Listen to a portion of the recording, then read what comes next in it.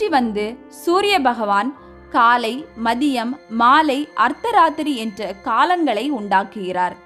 சூரிய ரதத்தின் 7 குதிரைகள் வாரத்தின் 7 நாட்களை குறிக்கும். சூரியன் சிவபெருமானின் அஷ்டமூர்த்திகளில் ஒருவராக உள்ளார். மேலும் சிவபெருமானின் வலது கண்ணாகவும் உள்ளார்.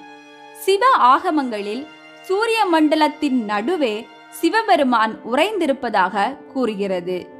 சூரியனின் தேர் தெற்கில் பயணிக்கும் காலம் தாட்சாயணம் எனவும், வடக்கு நோக்கி பயணிக்கும் காலம் உத்தராயணம் எனவும் கூறப்படுகிறது. சூரியன் ஒவ்வொரு ராசியிலும் 1 மாதம் தங்கியிருப்பார். அவர் அடுத்த ராசிக்கு செல்லும் போதே புது மாதம் பிறக்கும். இவர் ஆத்மகாரகன் என்றும் அழைக்கப்படுகிறார். உடலுக்கு உயிர் தருபவர் இவரே. சூரியன் அக்னியை அதிதேவதையாகவும், ருத்ரனை பிரத்யகை தேவதையாக